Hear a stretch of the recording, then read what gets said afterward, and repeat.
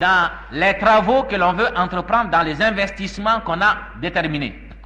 Nous avons par exemple décidé de bitumer la route Bruni, frontière Côte d'Ivoire, pour que nos véhicules qui sont utilisés dans la régie des transports puissent subir moins de dégâts.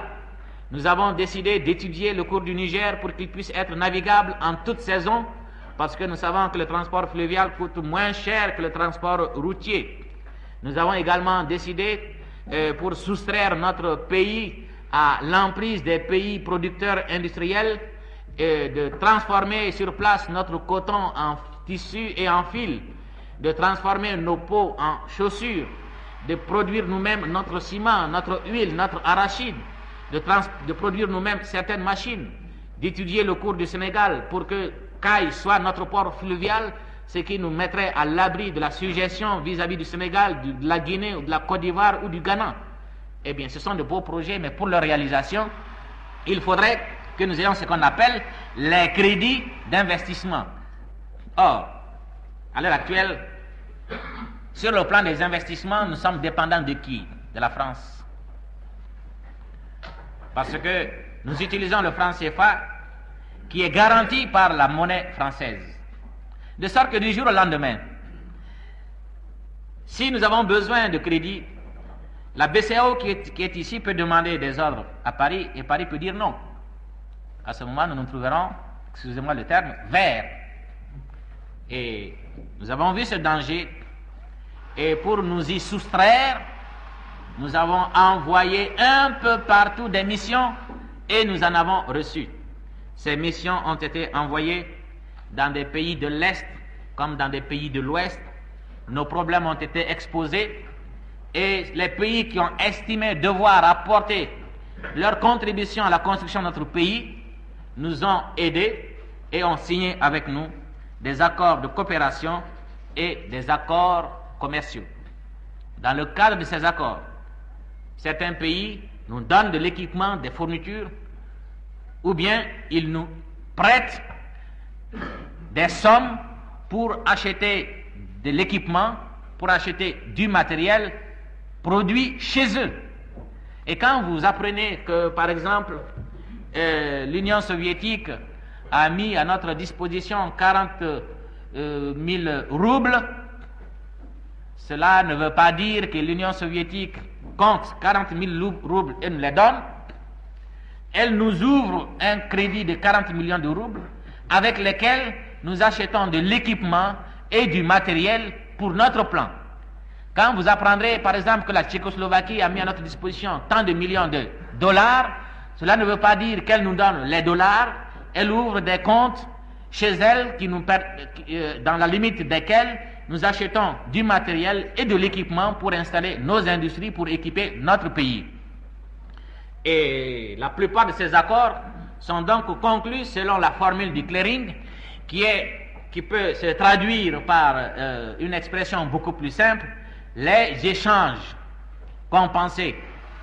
Et d'autre part, pour les échanges compensés, nous en avons par exemple avec la République arabe unie, et cela toujours dans le cadre des accords. La République arabe unie nous ouvre un compte de 250 millions de livres. Nous lui ouvrons ici la contrepartie.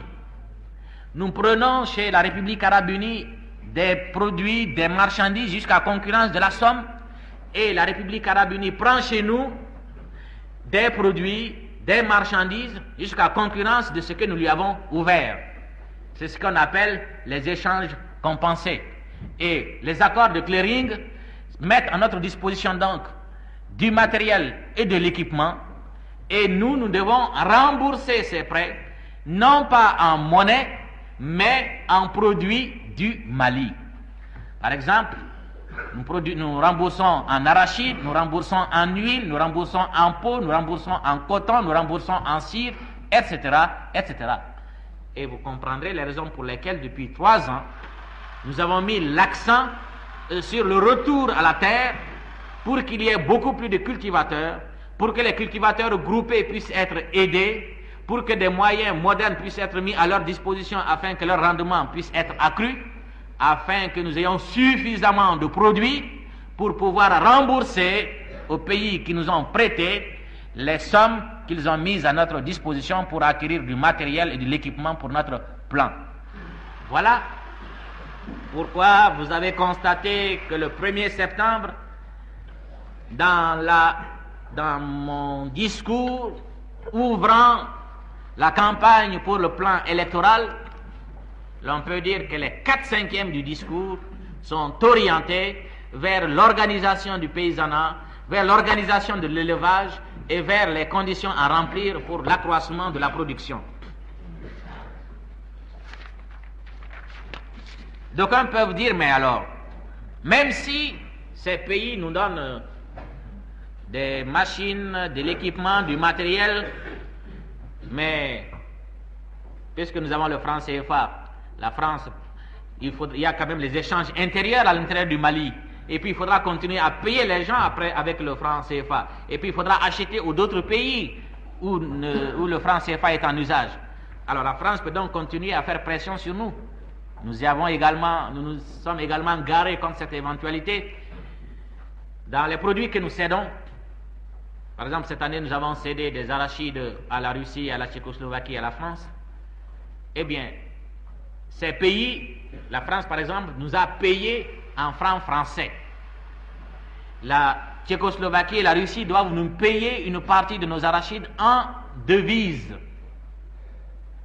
Par devise, il faut entendre les monnaies étrangères. Nous qui utilisons le franc CFA, toutes les autres monnaies sont des devises. La France qui utilise le franc français, toutes les autres monnaies sont des devises. Les États-Unis utilisent le dollar, toutes les autres monnaies étrangères sont des devises. Alors, de sorte que nous leur demandons de nous céder une partie en matériel d'équipement et une partie en devises, ce qui nous permet d'acheter dans des pays des marchandises de meilleure qualité à meilleur prix, dans des pays avec lesquels nous n'avons pas signé d'accords de coopération économique ou des accords commerciaux. Et évidemment, cela ne résout pas le problème de la monnaie locale du franc CFA. Et à ce moment, je demande aux camarades de se pencher sur l'économie de la République du Mali. C'est que nous avons cet avantage rare en Afrique. On peut étudier l'économie de tous les autres pays africains, on ne trouvera pas d'exemple, on ne pourra pas trouver une rééditation de la situation du Mali. C'est qu'en effet, dans nos échanges extérieurs avec les pays africains, nous vendons plus à ces pays africains que eux, ils nous vendent. De sorte que sur le plan africain, notre balance commerciale est excédentaire, tandis que pour les autres pays africains, elle est déficitaire. Le Sénégal, la Côte d'Ivoire, la Haute-Volta, la Guinée, le Niger, le Dahomey, tous ces pays, dans leurs échanges avec les pays africains, achètent à ces pays africains plus qu'ils ne leur vendent. Tandis que nous vendons plus que nous n'achetons. Le riz, le poisson sec, le poisson fumé, le bétail, la viande, le haricot, etc. Voilà autant de produits que nous vendons en Guinée, en Côte d'Ivoire, au Libéria, en Haute-Volta, au Niger, au Ghana, et qui nous permettent de nous approvisionner en francs CFA. De sorte que même si aujourd'hui la France, devant les pressions des sociétés commerciales installées ici et que nous sommes en train de liquider, essaierait de faire pression sur nous, eh bien, peut-être nous pourrons en souffrir 1 mois ou 2 mois, mais avec nos activités commerciales, nous arriverons à nous en tirer. De sorte que, quoi qu'il advienne, en raison même de notre économie riche en produits agricoles et en produits laitiers et en bestiaux, nous avons la possibilité d'avoir des devises parce que les autres pays africains ont plus besoin de nous pour leur subsistance que nous n'avons besoin d'eux pour la nôtre.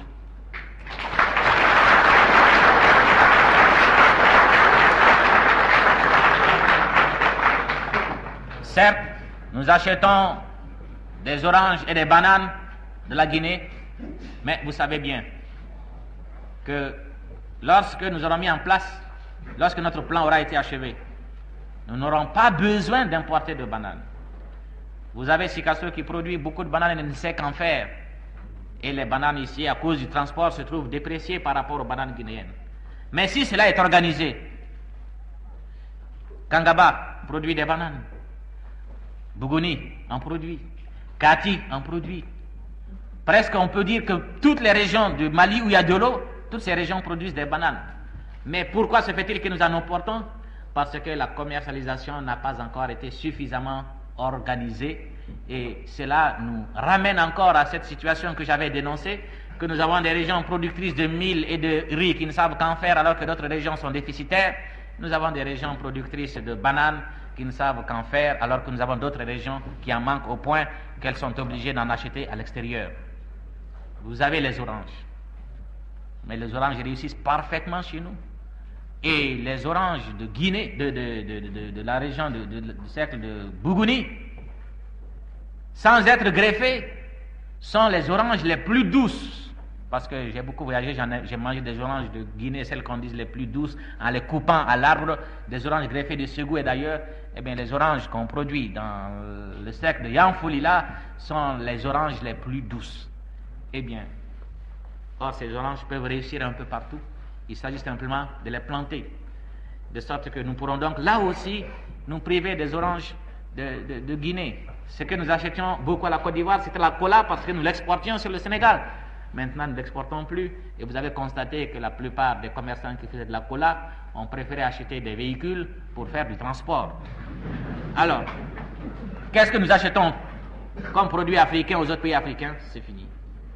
Tandis que les autres pays africains ne peuvent pas se priver de notre riz, ne peuvent pas se priver de notre bétail et de notre poisson. C'est pourquoi, quoi qu'il advienne, quelles que soient les décisions que nous serons appelés à prendre, eh bien, on ne pourra pas nous imposer une politique à laquelle nous n'aurons pas donné notre adhésion, même si on veut faire usage de la pression sur le plan monétaire.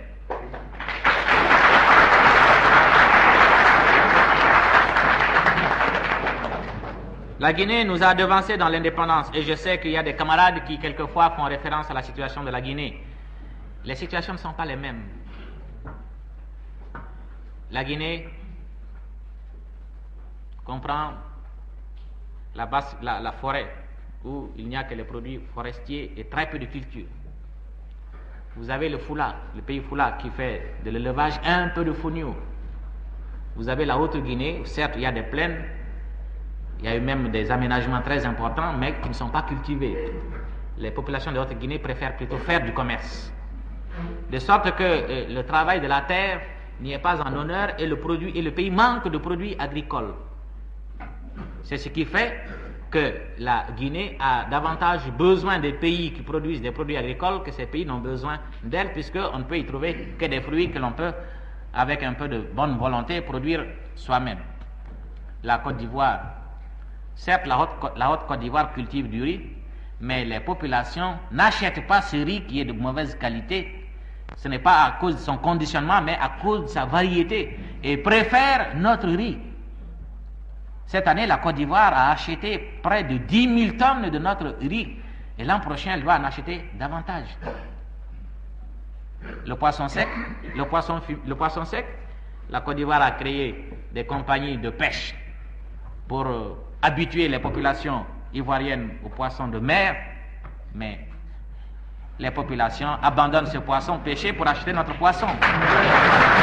De sorte que vous constaterez que sur le plan de la subsistance, et d'ailleurs Malheureux l'a dit lors de son dernier